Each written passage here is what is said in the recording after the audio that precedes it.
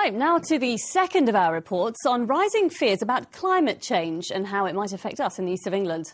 With global warming under the microscope in Copenhagen, what measures can this region take to protect itself from the increased threat of flooding? In Holland, they've come up with a possible solution. Malcolm Robinson's been there to see whether their idea of floating houses might be the way to go. But would it work in this country where 5 million people live or work in areas at risk? It's home to less than 16 million people, but because Holland is so small, it's actually one of the most densely populated countries in Europe. An object lesson in the way it harnesses its natural resources. Also how it faces up to the challenges of climate change. For instance, reducing carbon emissions by providing a good, reliable, integrated transport system. In many respects, the Dutch lead the way on environmental issues. They're being encouraged to turn their back on the motor car in favour of the bike. Now, if you've ever been to Cambridge Station, you'll know how many bikes there are there. But look at this, hundreds and hundreds and hundreds of cycles. Now, where have I left mine? For a country largely below sea level, the Dutch have to be inventive to guard against flooding. In the village of Maasbommel, close to the River Maas, they've developed what might well be a solution to future housing needs, floating homes. The brainchild of Adrie van Ooyen, who's seen almost 50 of them built here. For Anton and Lena van Nistelrooy, the twin benefits of a lovely view and feeling safe. The foundation works in the same way as the hull of a ship, buoying the structure above water. To prevent them floating away, there are 2 steel posts, and as the water level sinks, so they drop down again. Hundreds of thousands of houses is possible. If the government allows it, many people want to have this solution. A steady house, but when the water is high, you have a safe construction. For a more technical assessment, I sought the views of Henk Jan Verhagen at the University of Delft.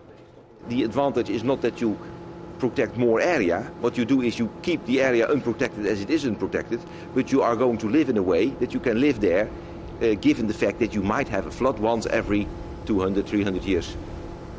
But would it work in this country where, as we saw in Cockermouth recently, flooding is becoming more severe?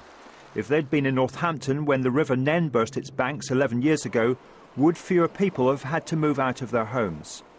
The insurance company Aviva has recently produced a DVD in conjunction with Norfolk Police, in which ITV weather forecaster Martin Davis advises people how to plan in case of flooding.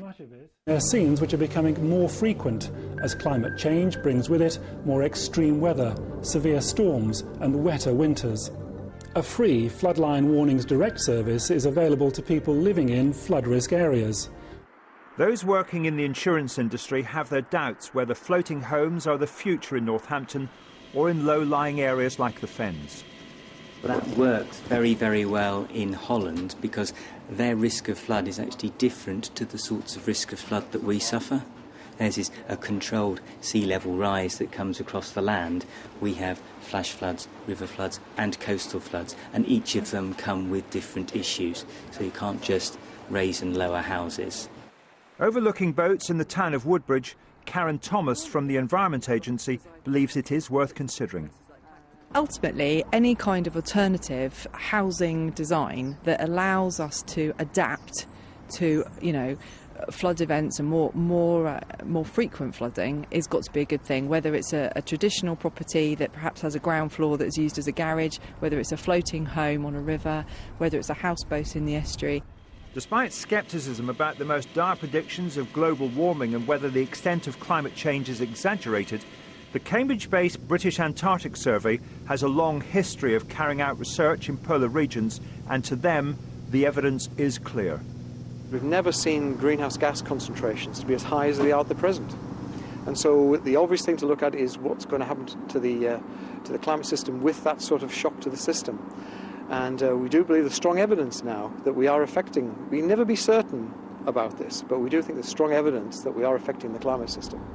All involved in the debate accept that reducing greenhouse gases is essential by cutting down on our CO2 emissions and promoting greener forms of energy. Malcolm Robertson, Anglia News, Holland.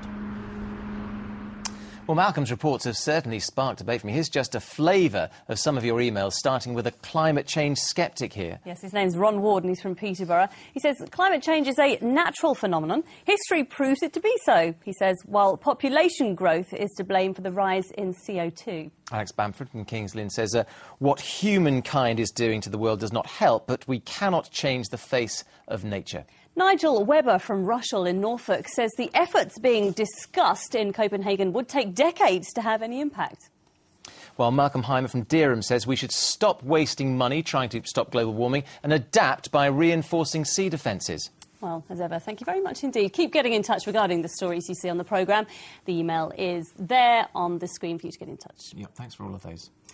Now, there might be a few sore throats in Essex today. Last night, thousands of screaming fans greeted X Factor finalist Olly Murs when he appeared in a special homecoming concert. Boy, didn't they? Ollie and his mentor Simon Cowell spent around half an hour on the red carpet. They could have spent a lot longer with fans before the concert at Charter Hall in Colchester. Our Essex reporter Lorna Ramsey was there as well, and please be warned, her report does contain some flash photography.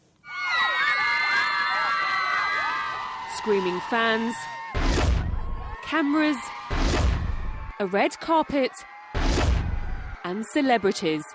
The Charter Hall in Colchester has never seen anything quite like it. For one night only, Olly Murs from Witham returned to his Essex roots for a homecoming concert.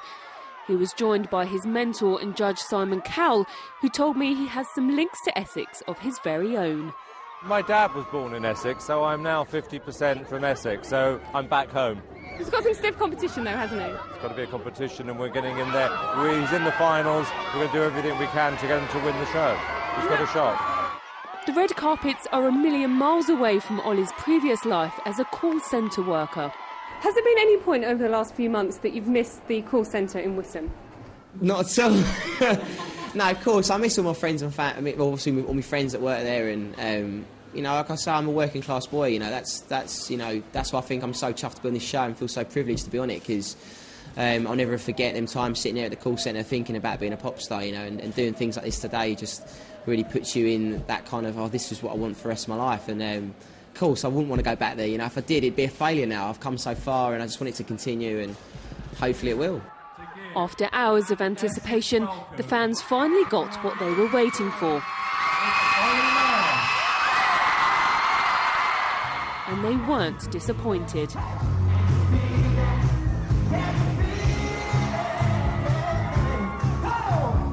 Olly Murs may have only performed 3 songs, but it was more than enough to impress his fans. He's absolutely brilliant. We want him to win. So vote for Olly!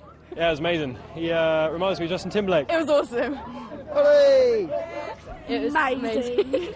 Best ever. Today he joined the other X Factor finalists for a press conference in London 3 days before the big final on Saturday. Just the pure elation of getting to the final, it means the absolute world to me, and I'm just so happy to be there and be part of it. Olly! Olly! Olly!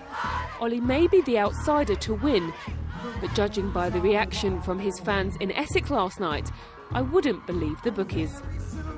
Lorna Ramsey, Anglia News, Colchester. He's got the look, hasn't he? He's so cool. I love him. So Simon Cowell is one of us. What do you think about that? 50% Essex. Are we pleased about that? Well, it was interesting, wasn't it? Because Lorna Ramsey, the reporter there, she called us last night after she did the interviews and everything. And I know it's all about Ollie and everything, but she said, I met Simon Cowell. I met Simon Cowell. Yeah, he's a superstar too, isn't he? Right, finally tonight, Colchester Zoo have welcomed a special new arrival. Very cute. This gorgeous pygmy hippo was born at the end of November, but she's still waiting for a name. Oh, she's lovely. She's bonding well with her mother, who's called Venus, who's been at the zoo since 2002. Well, her keepers say it was quite a feat to get the mother and father to make the chocolate, and the flowers obviously didn't work. They usually have to be kept apart because pygmy hippos are notoriously territorial and aggressive, we gather. That's why this one is the only third pygmy hippo to be born in Europe this year. Oh. I could look at her all day. Now with details of what's coming up at 6:30, including more on the X Factor and the Salsa Star Gran. Here's Katie Derham. Goodness, we'll stop looking at that and look at Amanda now, joining us for the weather. Amanda, I'm going to ask you a terrible question now. Yeah.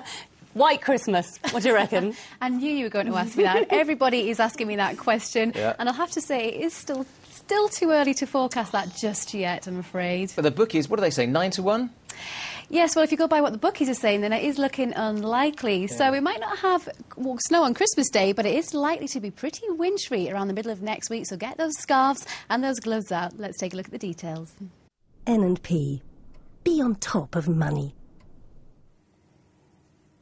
And that's just about it from us tonight. We'll leave it there. But coming up next on the national news, it's more on the X Factor and more on that salsa gran. Until tomorrow. I'll see you at 10:30. Brilliant. Bye-bye. Bye-bye.